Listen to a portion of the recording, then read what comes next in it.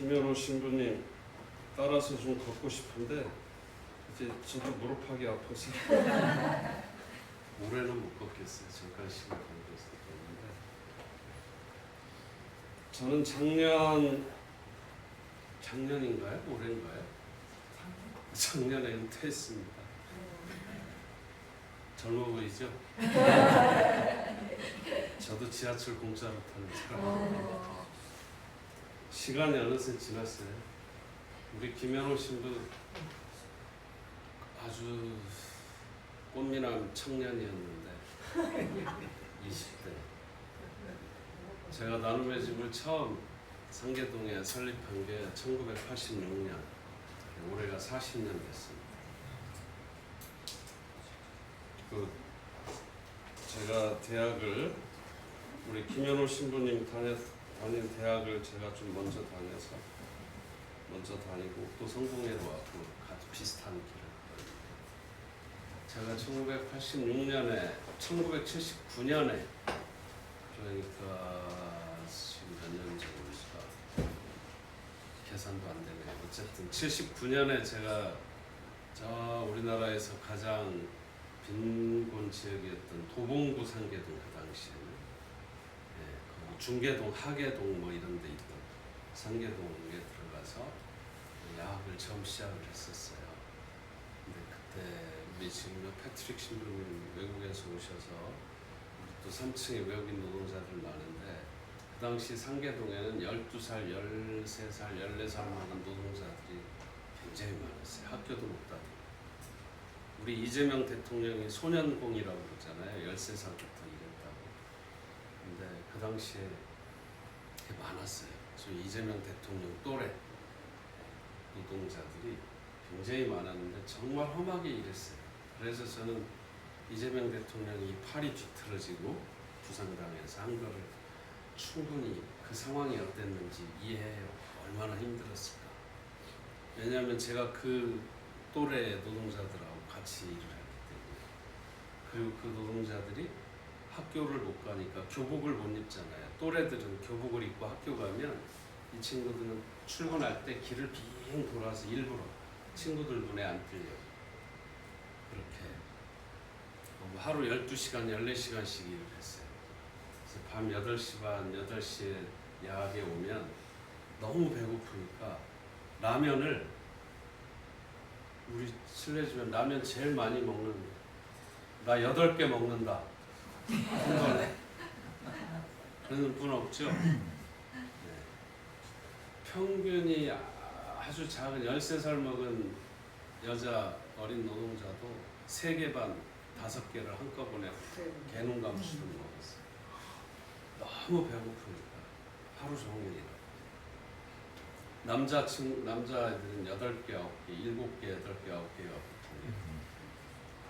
그러니까 그런 상황에서 나눔의 집이 시작됐고, 그리고 그 전에 그 어려운 환경에서 꿈을 꾸면서 일을 했던 그 친구들이 살던 마을을 또 강제 철거, 폭력 철거로 막 깡패들이 동원돼서 수백 명이 동원돼서 막 집을 부시고 쫓아내고 하는 그런 상황, 그런 환경 가운데서 나눔의 집이 시작됐어요. 그때 그 우리 어린 노동자들이 새벽에 7시에 출근해서 밤 8시에 퇴근, 9시 퇴근하고 때로는 막 철야도 하고 하던 노동자들이 눈을 비벼가면서 배고픔을 참아가면서 공부를 했던 그 친구들의 보금자리, 그 집을 막 철거할 때 제가 지금도 이름도 안 잊어먹어요. 4살 먹은 동근이라는 애가 죽었어요. 깔려서 죽고 80 먹은 할머니가 포크레인에 치여서 죽고 험하던 시절.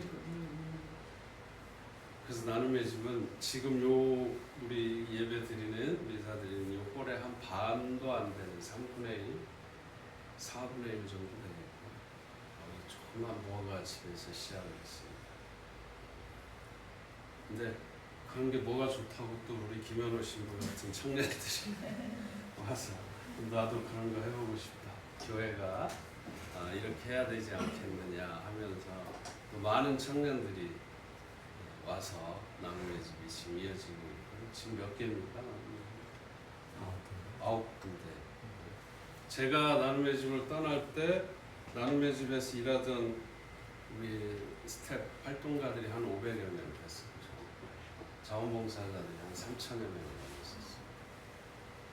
여러분들이 잘 아는 푸드뱅크나 청소년 쉼터나 장애인 작업장이나 이런 게 거의 나눔의 집에서 시작이 됐다고 해도 과언이 아닐 정도. 물론 그 전에도 있었지만 새로운 형태. 그다음에 노숙인 정책, 노숙인 대책, 쉼터 이런 것도 우리 나눔의 집이 있었기 때문에 반응했습니다. 그리고 외국인 노동자, 지금 우리 보면 우리의 샬롬의 집이 아주 잘 돼 있네요. 그거 하느라고 고생이 많으실 텐데 그것도 나눔의 집에서 처음 시작이 됐습니다. 그러니까 우리 이 파주 이 교회도 나눔의 집으로 시작이 된 걸로 알고 있습니다.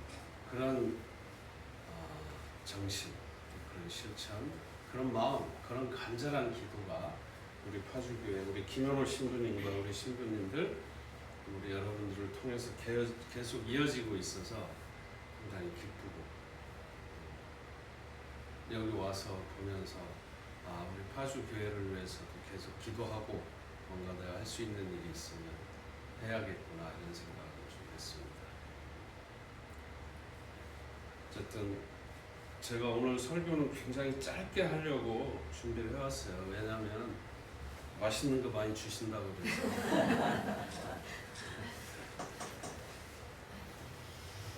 그래요. 성령은 참 신비하죠. 제가 왜 여기 와 있는지 모르겠어요.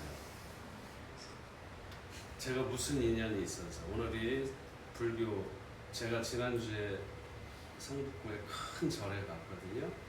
그 스님이 낙상사 주지 스님이셨고 조계종의 큰 아주 높은 자리에 계셨던 스님이에요. 고명하신 분인데 굉장히 어려움을 많이 겪으셨어요. 한 4년 동안 거의 죽을 고비를 몇 번을 넘기셨던 분이고, 그분이 제가 IMF 때 노숙인 대책위원장 할 때 조계종 대표로 나오셨던 분이고, 제가 한국 종교계 사회복지 대표자협의 10개 종단 대표자 모임을 구성해서 초대위원장을 했는데 그때 조계종을 대표해서 나오셨던 분이에요. 그러니까 벌써 30년이 넘었죠. 그래서 친구처럼 동반처럼 그렇게 가깝게 지내는 분인데 걸으면서 그런 얘기를 했어요. 우리 둘이 무슨 인연이 있어서 이렇게 형제처럼 만나기만 해도 이렇게 마음이 놓여지고 즐거운지 모르겠다. 그게 부처님의 가피인지 하느님의 성령의 뜻인지 어쨌든 뭐라도 당신이 있어서 참 좋다. 이런 이야기를 주고받은 적이 있어요.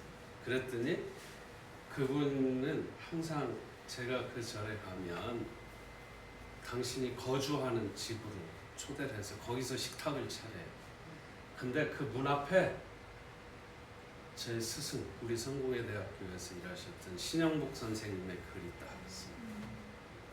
손잡고 오르는 이라는 글씨가 현판으로 새겨져 있어요. 참 신비하죠. 여러 가지 인연이. 성령은 그렇습니다. 우리가 알지 못하는, 우리가 생각지 못하는 그러는 사이에 우리들의 삶을 연결해주고 이어주고 뭔가를 깨닫게 해주는, 그게 성령의 힘이고 성령께서 우리를 사랑해 주시는 증표이고 우리들의 인생을 인도해 주신다는 증거이겠죠. 제가 우리 김현호 신부님과 우리 파주교회 보면서 우리 피 한 방울 안 섞였어요. 출생의 비밀은 없는 사이인데 굉장히 사랑하고, 우리 석진 신부님도 최석진 신부님도 마찬가지. 생각하면 저절로 기도가 나오고 뭔가를 이렇게 이제 기도라도 이렇게 한 번 더 해주고 싶고, 우리 패트릭 신부님 뭔가 응원해주고 싶고 하는 이런 마음이 생겨나잖아요. 여러분들도 자녀들 생각하면 또 어려운 분들 생각하면 그냥 마음에 뭔가 작용이 일어나잖아요. 그죠? 그렇게 우리들 마음속에 뭔가 이렇게 작용하게 하는, 그래서 우리를 조금 더 선한 곳으로 이끌어 주시는, 조금 더 선한 것을 생각하게 하고 조금 더 선하게 살도록 인도해 주시고, 우리가 알지 못하는 누군가를 위해서 기도해 주시도록, 기도하도록 이끌어 주시는 그런 것을 우리는 신비의 영역, 뭔가 신비한 힘이라고 이야기를 했어요. 그런데 성경에서 그걸 우리는 예수님께서, 그것이 바로 성령께서 우리를 이끌어 주시는 것이라고 이야기를 해주셨습니다. 오늘 성경 말씀 참 제가 굉장히 자주 읽는 성경 말씀인데, 성령의 말씀을 하시면서 곧바로 평화에 관한 이야기가 나와요. 그래서 저는 성령은 곧 평화다라고 이야기를 자주 합니다. 제가 이 배지 있죠. 이 배지가 한반도 시민 평화 포럼 배지입니다. 제가 공동 대표를 맡고 있는데, 전국의 한 수백 개 단체가 한반도의 평화를 위해서 활동하고 기도하고 하는 단체. 그리고 세월호, 스텔라 데이즈. 세월호는 잘 아는데 스텔라 데이즈는 잘 모르죠. 23명이 남대서양에서 세월호처럼 배가 가라앉아서 돌아가신다. 이거는 제가 24시간 차고 있습니다. 샤워할 때부터. 이건 이태원 참사. 우리 저기 이태원. 네. 늘 평화는 여러 가지 차원에서 우리가 이야기할 수 있습니다. 지금 전쟁이 일어나고 있죠. 곳곳에서. 전쟁이 없는 상태를 평화라고 할 수도 있습니다. 이태원이나 우리 세월호나 제주 항공 참사처럼 그런 억울한 죽음이 없는, 어처구니 없는 죽음이 없는 상태를 평화라고 할 수도 있습니다. 그리고 우리 일상에서 다치지 않고 우리 가족이 그저 무탈하게 사는 걸 평화라고 할 수도 있습니다. 평화는 여러 가지 상태로 이야기할 수 있습니다. 내 마음에 분심이 일어나지 않고 화가 일어나지 않고 뭔가 평안하게 세상을 바라볼 수 있는 평정심을 가지는 것도 평화라고 할 수 있습니다. 그렇죠? 우리는 그걸 평화라고 이야기합니다. 어떤 것이든 좋습니다. 어떤 것이든 힘으로 약한 자를 억누르지 않는, 어떤 상태이든 내가 원하지 않는 상황에서 상처를 입거나 누군가를 해하거나 내가 다치게 하지 않는, 그것을 우린 평화라고 할 수 있습니다. 내 마음이든 내 가족을 위해서 전쟁이 없는 상태이든 어떤 상태이든 간에 평화는 누가 누군가를 해하지 않는, 내가 누군가에게 해가 되지 않는, 그렇게 기도하고 그렇게 살아가는 그것이 저는 평화라고 생각합니다. 평화, 화자는 그러죠. 벼, 화의 입구, 밥을 함께 나눠 먹는 것이 평화라고 그러잖아요. 화해를 이루려면 나누는 길밖에 없습니다. 평화를 이루는 유일한 방법은 높은 데 있는, 평자가 그러죠. 낮아지고 낮은 데 있는 사람을 끌어올려주고 손을 내밀어서 밥을 나눠 먹는, 그것만이 평화에 이르는 저는 유일한 길이라고 생각합니다. 우리가 평화롭게 살고 싶거든. 우리가 평화를 원하거든. 누군가에게 해가 되지 않는, 누군가를 해하지 않는, 높은 자리거든 낮아지고, 낮은 곳에 있는 사람은 손을 내밀어서 올려주고, 내가 가진 것을 서로 나누어 나누고.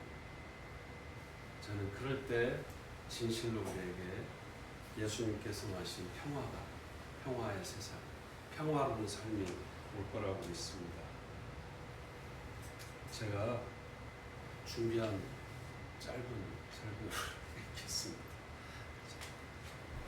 사랑하는 파주교회 공동체 여러분과 오늘 이 공동체의 새로운 식구가 되신 김채영님께 주님의 평화를 전합니다. 조금 헌식구긴 하지만 공식적으로 건능교회에서는 이제 공식적으로 파주교회로 보낸다, 파송한다. 그러니까 새 식구로 거두어주시기 바랍니다.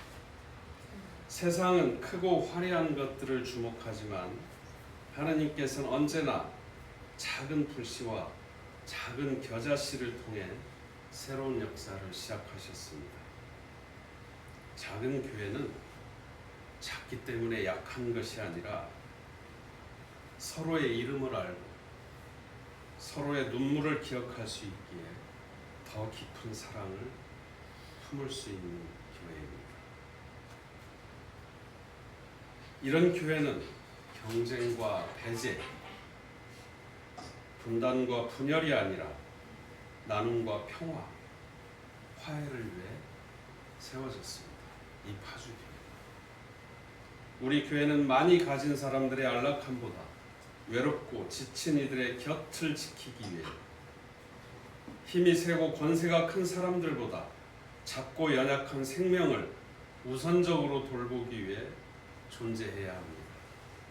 모든 교회가, 특별히 이 파주교회가 상처 입은 사람들에게는 쉼터가 되고 길 잃은 사람들에게는 등불이 되며 절망하는 사람에게는 다시 살아갈 용기를 건네는 아름답고 든든한 공동체가 되기를 소망합니다.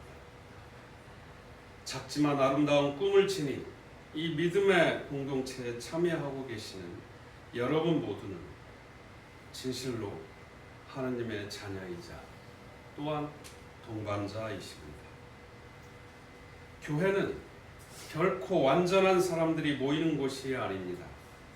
서로의 부족함을 품어주고 함께 길을 찾아가는 순례자들의 공동체입니다.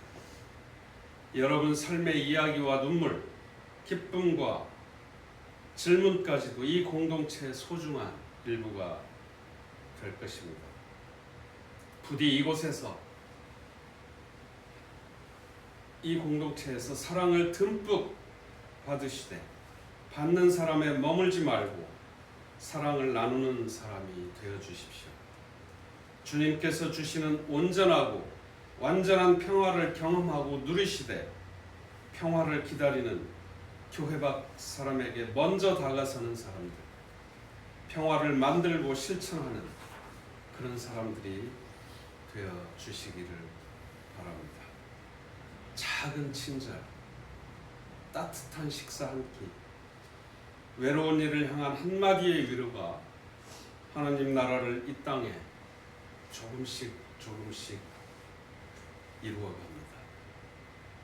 예수님께서는 말씀하셨습니다. 평화를 위해 일하는 사람은 복이 있다. 그들이 하느님의 자녀라 불릴 것이다. 이 작은 공동체가, 이 파주교회가 세상의 온갖 소음, 분열과 갈등, 절망과 폭력 속에서도 사랑과 연대, 정의와 평화를 포기하지 않는 살아있는 복음의 집이 되기를 간절히 기도합니다. 주님의 평화를 위해 파주교회 함께 모여 기도하고 함께 걸으며 함께 나누며 수고하는 여러분 모두에게 하느님의 은총과 평화가 늘 언제나 영원토록 함께 하시기를 축복합니다. 아멘.